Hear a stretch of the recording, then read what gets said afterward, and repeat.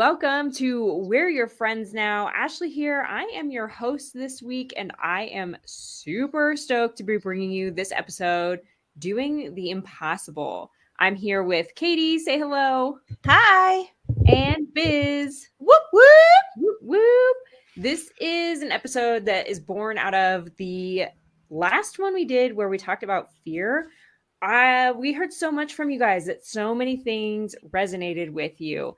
And it feels like everybody has these superpowers that we just keep tucked away, either for fear of failure, fear of judgment, even imposter syndrome.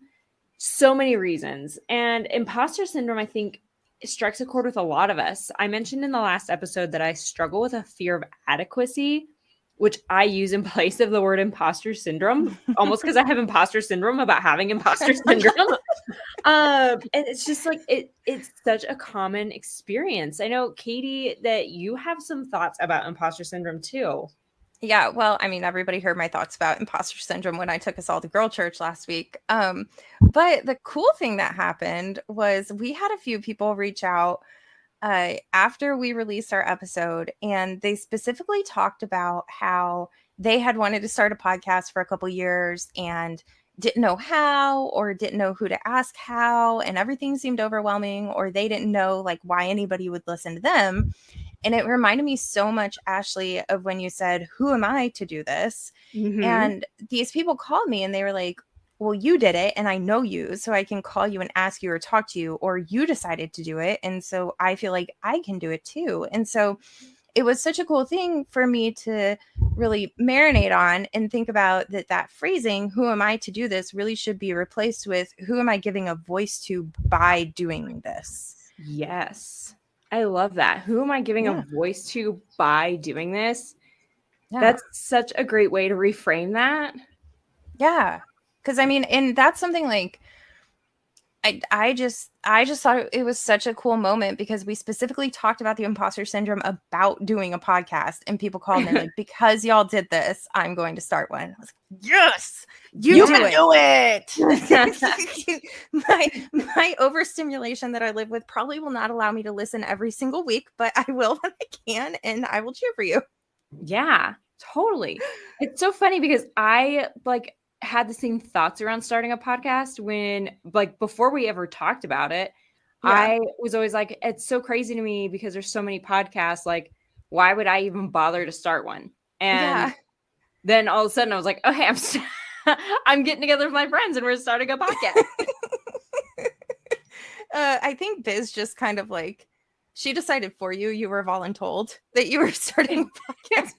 I know, right? Like, thank God for my spastic texts, right? See, but that's Biz. You gave a voice to Ashleigh. I remember also when Twitter or X, whatever, launched, and I thought it was the dumbest thing because I was like, why on earth would I sit here and put out texts of what I'm thinking? Like, who needs to hear my thoughts? And now people legitimately make money from tweeting their thoughts or Xing their whatever it's called now. Their thoughts. So Xing crazy. You know, it's wild. I went to go, I don't even have a Twitter account. Isn't that wild? But I went to go read a tweet, and you have to have one to log in now. It's like, Elon's getting crazy. It's making me even hate having my Tesla these days. I want an Elon apology sticker on my Tesla that's like, I didn't buy it because I support him. Dude, I'll buy you one, you buy me. I know. Sorry, Elon. Sorry. You built a great car, kind of, but it goes real fast and it makes me real happy. Yeah. But you know what? Like, when we're talking about imposter syndrome, actually my car is a huge piece of it. Ooh. You know, whenever I bought it, I actually didn't post it on Facebook ever. Because it really kind of stemmed from that with it. And talking about it was a big deal for me because it was my first huge goal that I set for myself that I accomplished when I bought it. Oh, right? Like that one in particular. And it was. And so it's kind of crazy, for me to even talk about my Tesla, knowing the imposter syndrome, right? Of knowing it's going on the podcast that we're talking about it, that it makes me, it still gets me a little bit here. Yeah. But not really anymore, right? Because that's where it's at. That's why we're talking about it.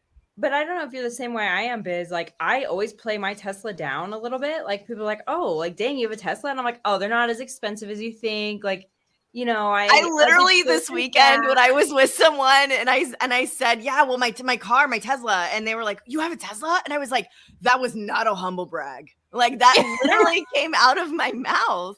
Like, with it, I was like, it's not a humble brag, but like, yes, it's the coolest thing I've ever bought in my entire life. But that's, And like, I love talking about it. I love talking about my car. I like people. I actually, my aunt called me like a few weeks ago. She's like, I think we might be getting a Tesla. Tell me everything about it. We talked for like an hour, and it's so funny because I'm like, I love sharing the joy that car brings. And same, Biz, I had like built myself up, and it was my treat to myself to have this car that I wanted.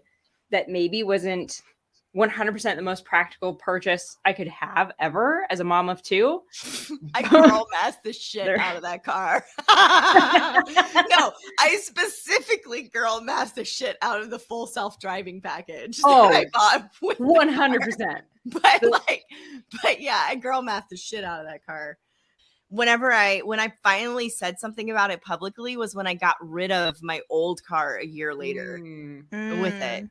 And yeah, why do you think that is? Why do you think it is that we downplay it like that? Or Katie, do you have anything like that you downplay? Like immediately right on the door? Oh. I don't know. I don't buy cool stuff. No, I don't buy cool stuff. No, Katie, you do though. you buy cool stuff. Everything you buy sparkles. But Katie, you do downplay it when somebody talks about your strengths in, especially I've heard it when people are talking about strengths in work. Sometimes you're kind of like, oh, like, you know, I have a Trello board, and people are like, no, Katie's a Trello master. And you're like, no, I just love it. You know, like, I just love the organization. Like, you downplay your skills at organization.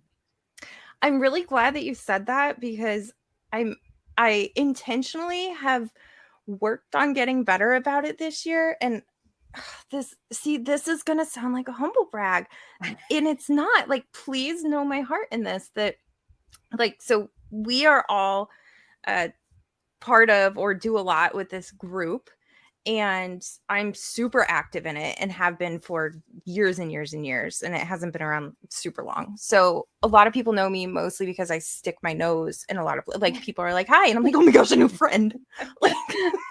Like someone's like, hi, I just joined from blah blah blah, and I'm like, hi, you don't know anybody, I can be your friend. And I was telling one of my friends that I was working on getting better about when people like recognize me and they're like, oh, hey, you're Katie, I wanted to meet you. And instead of being like, bye, like, I'm just a human, just say, hey, it's great to meet you. And not like in it. I mean, of course, it was a whole long thing about like, why am I minimizing myself and what we've been taught and all of that, and not feeling bad about being like, you know what? Yeah, I actually have put a lot of intentionality and a lot of time and a lot of effort into this and the relationships and everything. And so it's okay to just say like, it's great to meet you, instead of first making sure that I like downplay myself. And I want to believe that I do it to amplify the other person. And I think it's mostly also just conditioning. 100%. But so a lot of it is conditioning. Thank you for saying that. I do downplay Trello because I know somebody who's much better at it than me. But thanks. I will make note of that. Yeah. That's so funny. Yeah. I think sometimes one of the reasons I avoid the word imposter syndrome is I think that people associate it with a very specific condition of like having a job promotion or a new role and saying like, oh, I'm not good enough for that job role. Like, I don't have enough experience. And so that's why I try not to use it, because to me, it's fear of adequacy, because it's like, am I really somebody that deserves driving a car that I love? And it's not like the fastest car. It's not the most expensive car. It's not, the plaid, whatever. So therefore it's not adequate enough for me to be braggy about it. So I have to downplay it. And that translates to like everything. Like, I'm not the most experienced real estate agent in the room, so I'm going to downplay that. I'm not the most experienced speaker in the room. I'm going to downplay that. This so this is making, and I know that this episode isn't about imposter syndrome, and this is a huge revelation. I think I partially had it a couple weeks ago, and now you're making me realize that I have imposter syndrome in like such a weird way where like, so this is going to be about work, but so we work, most of us have something to do with all three of us are in the real estate industry in some way. And there's people who are well known or top producers or whatever. And when I started my real estate career, I very quickly got on a team with one of the top agents in the world.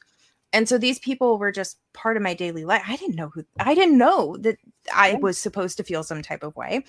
And so I established relationships with them because to me, they were just people. And so I never had an issue going into a room because I belong there because I was part of this team. I belong there because of who I was affiliated with or what I was doing with that person. And I was grouped into that. And so I believed truly that I belong there. And so, and Biz, you were there when I was talking about this at Her Best Life, how it was very difficult for me to stand in a room and say that I was worthy and not attach a title to it or an affiliation or I am worthy because of who I am, not qualifier. Yeah, qualifier. You know, that's really interesting that you. Sorry, Kate, go ahead. Sorry, no.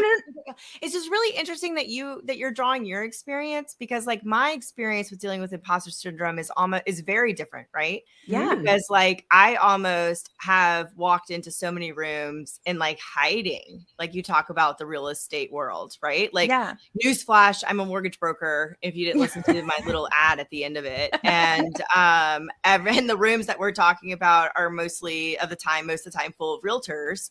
And like blaringly obvious for those of you who aren't in real estate, it's awkward AF for me to walk into a room full of a bunch of realtors and I'm the lender because 99% of the realtors in the room, as soon as they know that I'm a lender, are going to immediately not want to hear what I have to say. Yeah. And so because they're going to assume that anything that comes out of my mouth is going to be a sales pitch and not a thing of value.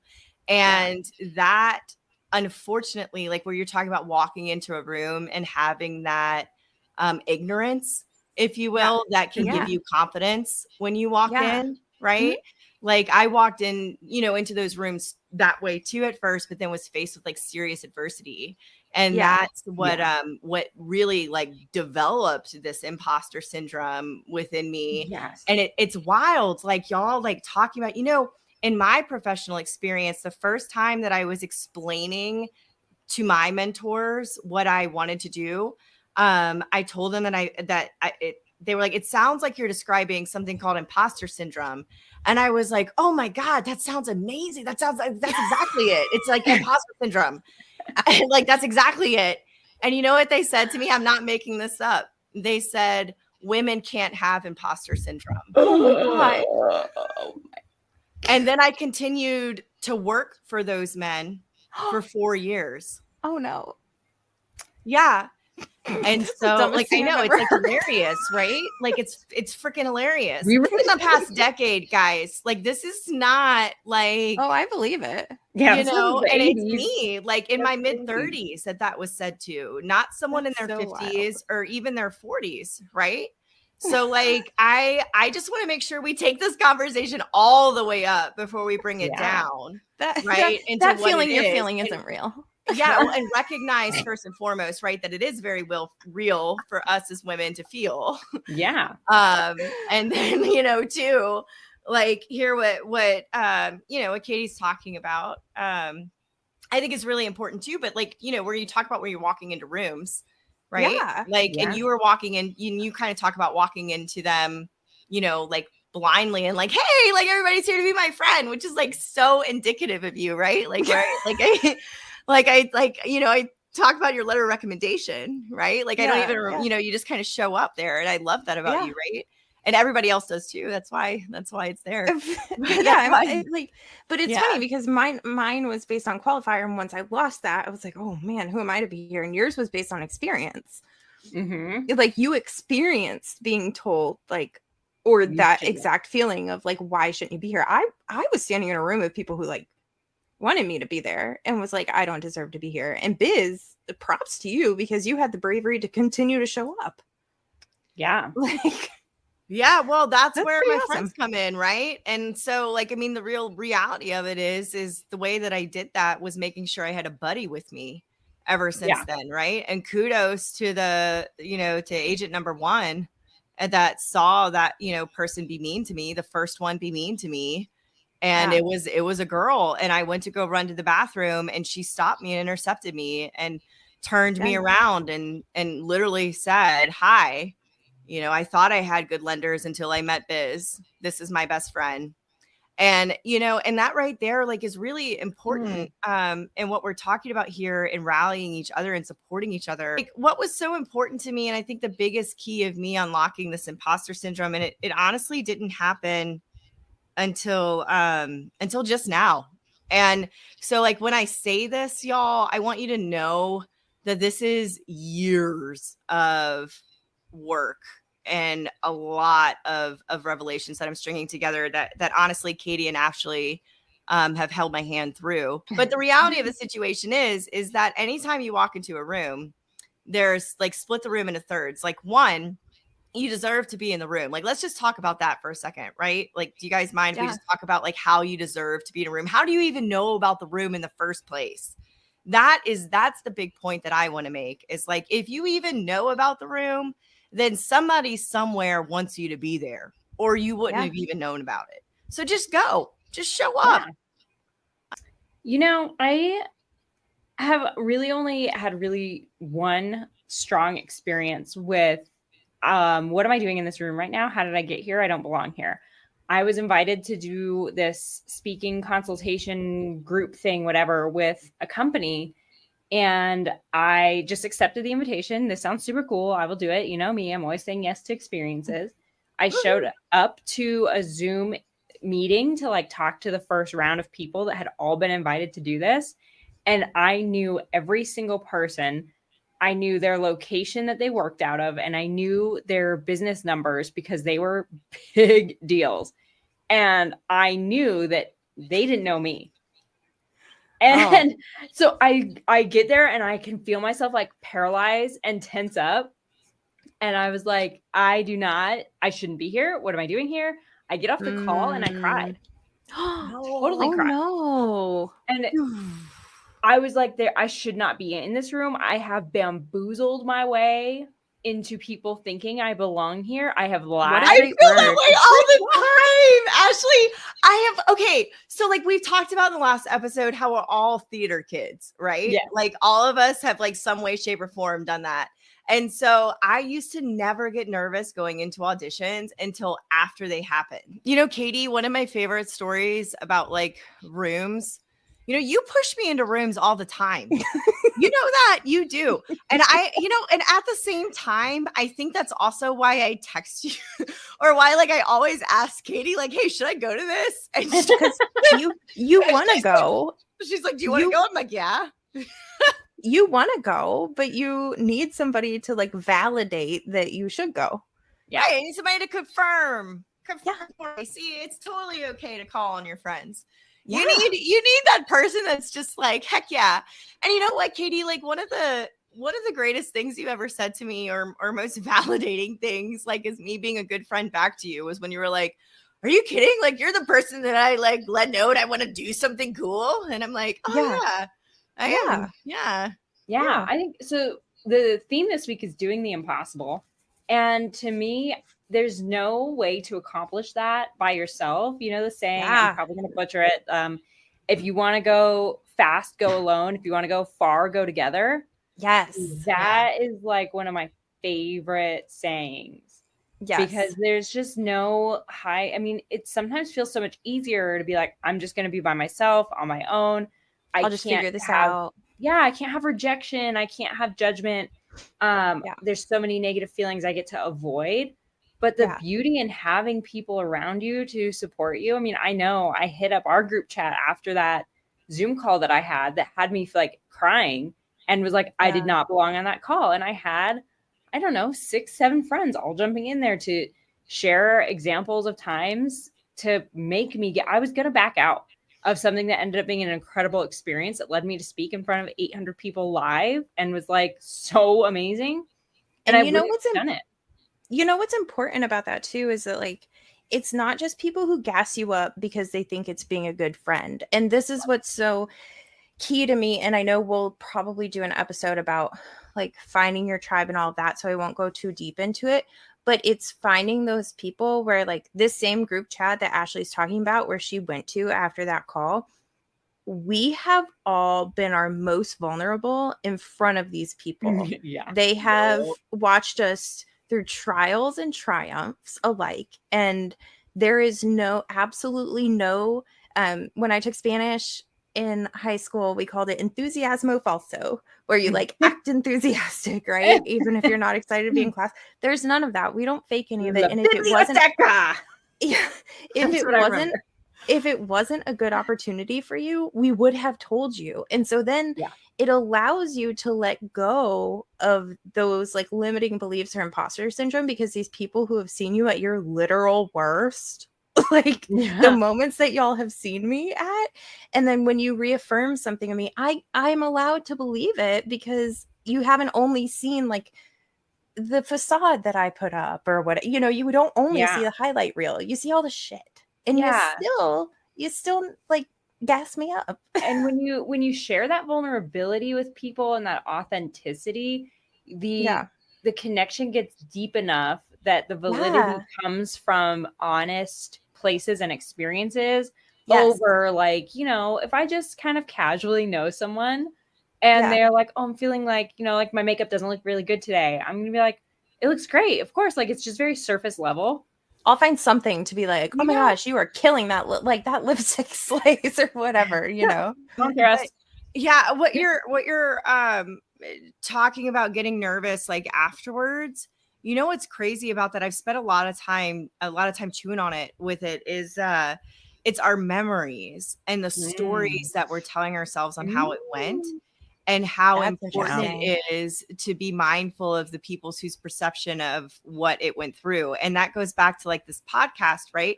And like I was talking about the happy consequence of what it was and watching back the real footage for me. Yeah. And like hearing what was coming out of my mouth and how that was like the biggest tool for me, right? And like counteracting my imposter syndrome. And like it really instantly shattered that lie that I tell myself that I don't have anything of value to say, right? And like but before that and why it was, I think it's important to note that what shattered it was myself, right? And that's really like Ashleigh, is there, or Katie, has there been a time in your life that like shattered that was yourself that gave you the confidence with it? Like, I mean, yes, and that was definitely the product of a lot of people who loved me enough to speak truth into me and like push me into changing the way that I thought about myself. Yeah, like that whole saying, like, don't talk about my friend that way, right? Like it wasn't all the time. There are for sure things that I'm like, oh damn, I did that. But all of that is traced back to like the people that I surround myself with and the way that I allow them to shape my thinking and stuff. Yeah. But I think that that's where a lot of my root of my imposter syndrome comes from too, right? It's in the past. It's like, I am not nervous when I walk into a room. I'm nervous afterwards. Right. Yeah. And then it's like the story that I'm telling myself after it's happened is really where we like, where I personally anyway, like solidify the seed, the negative story, right? That I have to then draw upon the negative experience. So then whenever I go and it just kind of builds, because remember, like I was talking about in that previous episode, like it was new to me to have this imposter syndrome. Like I didn't always have it. Right. Yeah. And so like I distinctly, I can tell you that specific example that happened in my life that gave it to me. And like, yes, like Katie, 100%, like where you're talking about with our friends, like shout out to all of us, like 4 years strong, dude. Like, I mean, it's a big freaking deal with that, just to show up for people. I have the tattoo to prove it. Yeah, you do. I swear to God, it's coming. But yeah, you know, so shout out to us for that. But going back to it, you know, like I can't, like, Ashleigh, what about you? Is there anything specifically that you could think of, like a specific moment that either you did encounter imposter syndrome and like, hey, now I struggle with this, or hey, now I don't? Or am I the only one here? No, that leads me perfectly into kind of the next segment of this topic, because we don't want to just talk about imposter syndrome, but it pivots it into the things that you can accomplish, and that you, especially when you just take the small steps, like everybody wants success and we want that gratification that we're making moves in the right direction. Doesn't always mean like, oh, I want to be an overnight success, but we crave continuous gratification. And that is not the way success culminates. Success culminates in taking the small actions every day, the small steps. And then 5 years later, you look up and you don't even recognize where you're standing anymore. You look around and you're like, holy shit, I did that. So like Biz, what you're saying is, for me, the journey that sticks out the most to that story is, so when I first got into real estate, I was recommended the book, How to Win Friends and Influence People. And to this day, it is a book I will recommend to anybody and everybody. Doesn't matter what industry you're in. Doesn't even matter if you're an entrepreneur or not. Literally everybody should read it. Like Patrick Brussel, shout out Boston Real Estate. Yes. He made a Facebook post about it, and I commented and I said, this book changed my personality. And then immediately after, I said, this book killed my entire family, because it's like the joke that I'm on this Chris White Strips, baby. Oh, I can't help it. It's everything. Chris White Strips killed my family. But so sometimes I think people think I'm being facetious when I say things like that, because I tend to be sarcastic. But literally, the person I was before I read that book would not recognize the person I am now. I would have told you, if you met me beforehand, that I was an introvert, that I was super shy, that I was socially anxious, like all the things in the stories that you tell yourself. And part of the reason I read that book is because I was like, well, I'm shy and introverted. I'm going to struggle to succeed in sales. I'll read this so I can mimic the actions that it recommends, so people don't even know I'm an introvert. And that's how it started for me. I was like, Dale Carnegie said to shake hands firmly, look them in the eye, and repeat their name. And I just kept building those habits until one day I looked up and I was like, if I tried to tell anybody I'm an introvert, they would probably laugh at me. I would literally never believe it. Never. It's so wild to me. And especially when, like, it's one thing to be like, I never thought I'd be a public speaker, and I am. Sure. And I've done X, Y, Z, and I've accomplished, this much business. They're very measurable. But to me, that story of literally changing my personality is so crazy to me, because it's just not something you can measure. Exactly. Like, if you could like take like 2 or 3 words of what you were and then change them into 2 or 3 words of what you became, like, what would you call it? Yeah. Before, I would say like nervous and quiet. Those would definitely be like, if you saw me in a room, I'm nervous and quiet. And to some extent, I can still be a little bit quiet, but it's usually because I've got too many words in my head and I can't get them all out in a coherent way.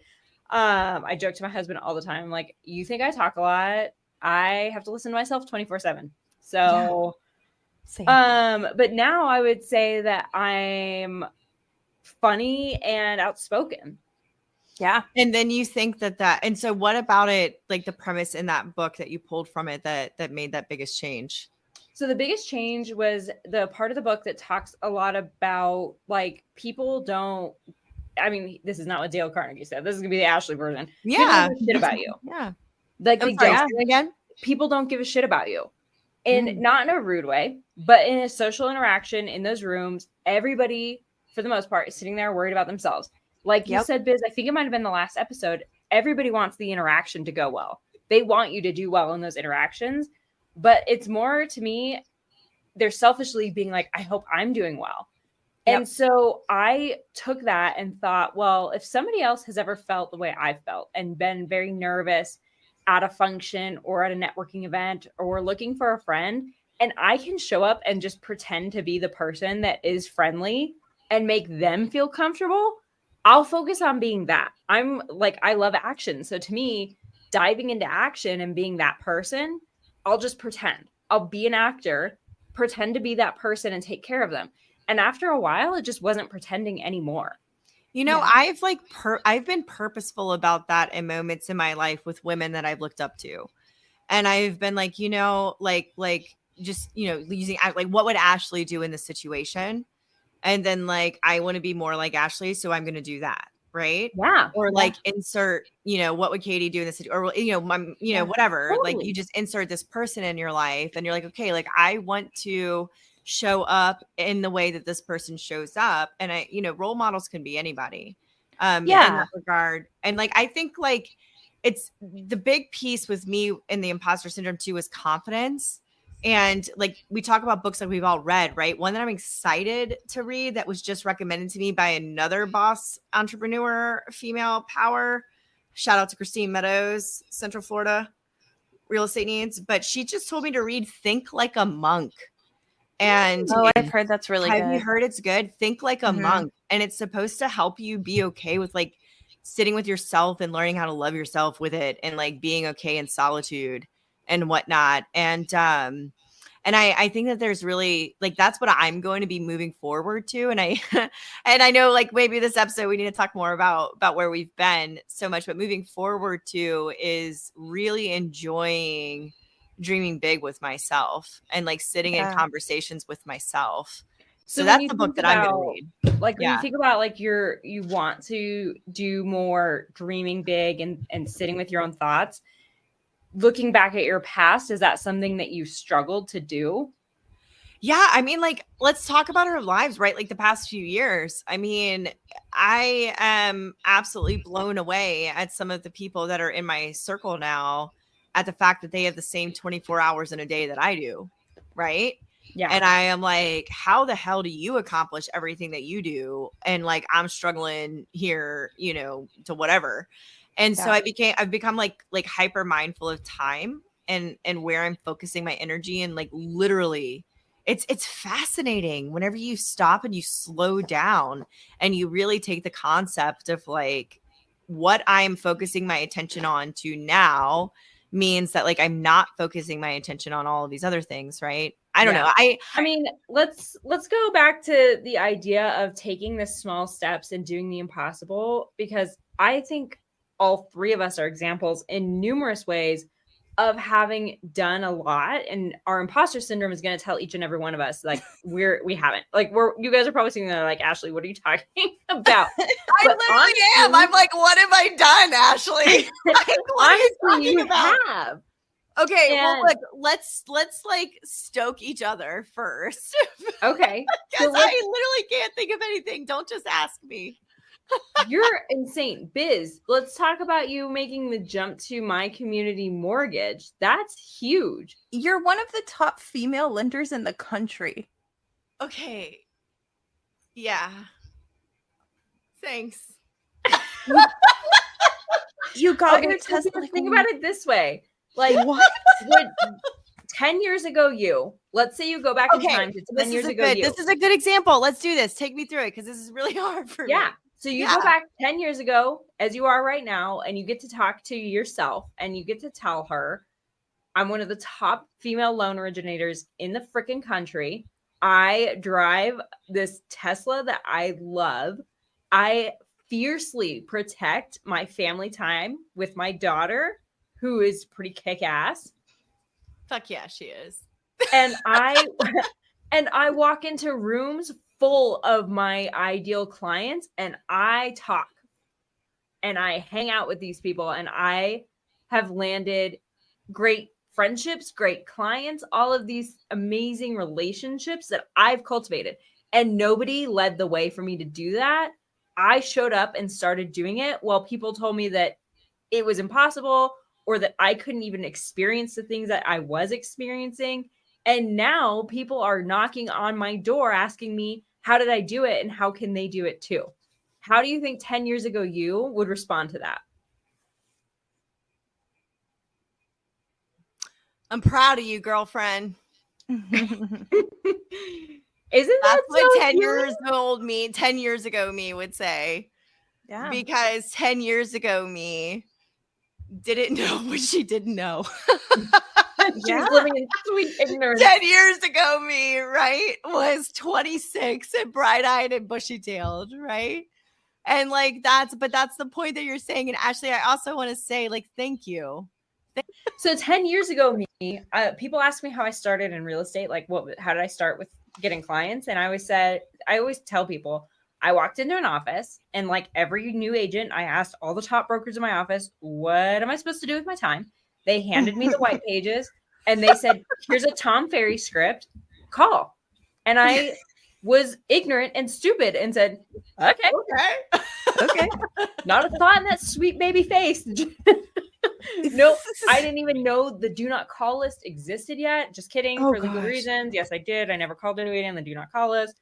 Never. I just didn't ask any questions. I didn't say, well, this script doesn't sound like me, or I'm not, the person that cold calls. I didn't even think of it as cold calling. I just did it because I was dumb. And so, so one day I'm just too ignorant to know anything. And then fast forward 6 years later, I'm being named the scripts champion at my real estate company.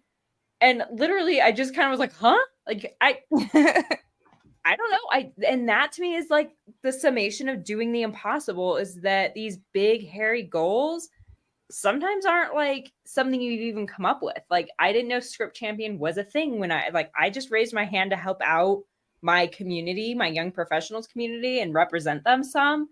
And it led to so many weird things, like so many doors that you don't know about. And like, I don't know, Katie, maybe you had the same experience that 10 years ago, you was just like you said, you walked into rooms and you just didn't even question if you belonged. Like, do you feel the same way that 10 years ago, you was very ignorant, like blissfully so? So kind of.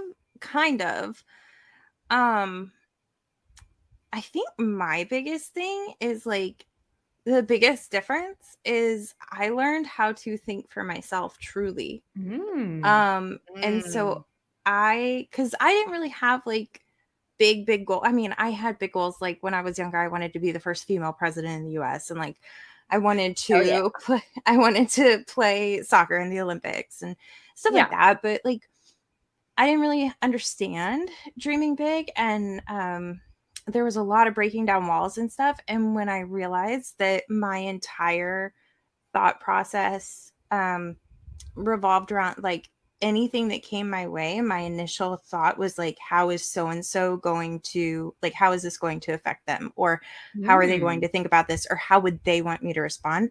And literally my entire life was shaped on somebody else's expectations of me. And now, I mean, please also note that like, I think about my husband and my child constantly when I make decisions. And it was a little bit, right?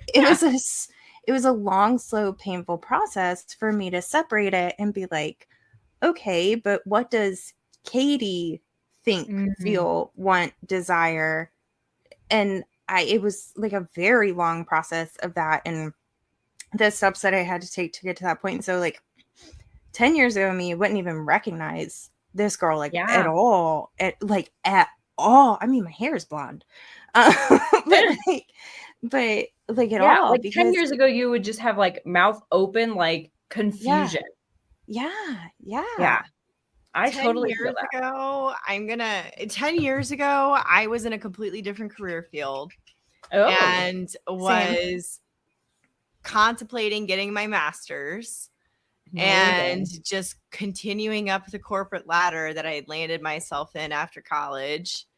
And then I didn't want to do it anymore. And so I jumped off a ledge and left my salaried job. Right. And so it's crazy, like sitting here listening to you guys talk about like 10 years, like it really is like I am like completely unrecognizable from who I was 10 years ago. And then and that is what makes doing the impossible so real to me, because that imposter syndrome creeps in and says like, unless you're saving mankind, then you're not good enough. And that's insane. That's not how it works. No, that's how you save mankind. Yes. Yeah. 100%. So, okay. So this is what I really want to know. Katie, I'll go to you first and then Biz, I'll come to you. If you could go back to 10 years ago, and just give yourself that one piece of advice, what would it be? or one phrase to hold on to, what do you think you would? Ooh, you know what it would be? I think really is the world is really big. Ooh, I love that.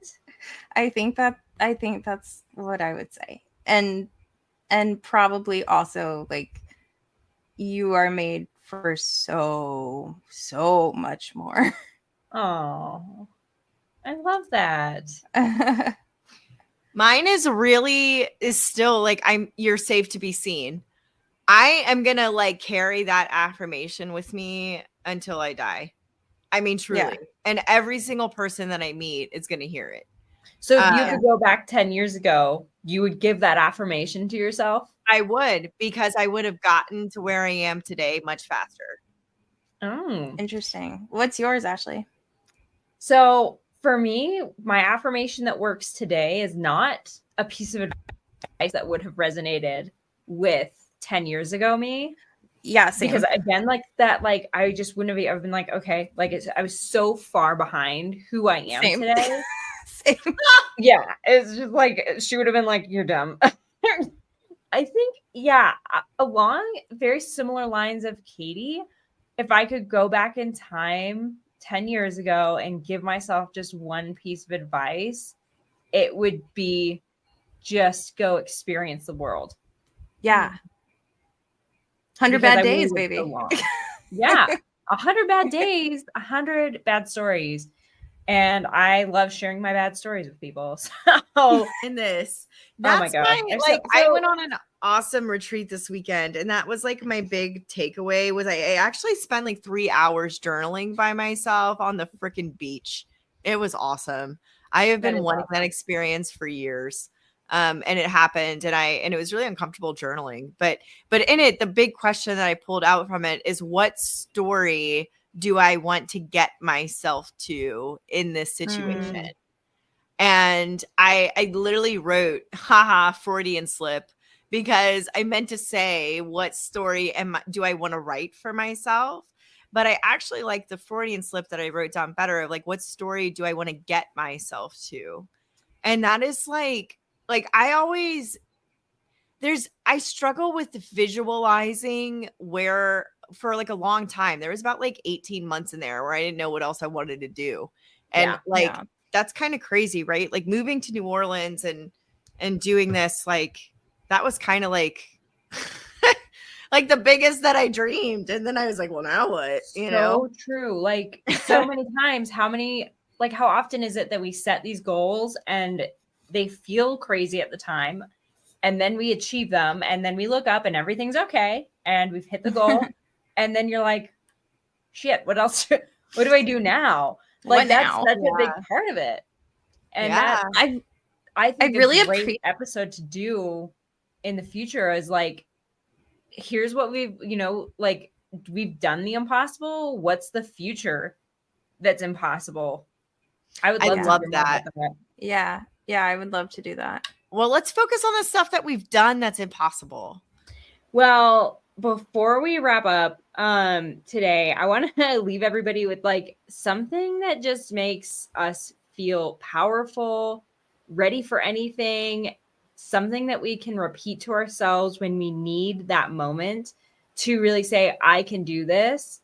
And for me, that affirmation, I say it to myself anytime I'm feeling overwhelmed or like I'm not capable. I tell myself I am high capacity.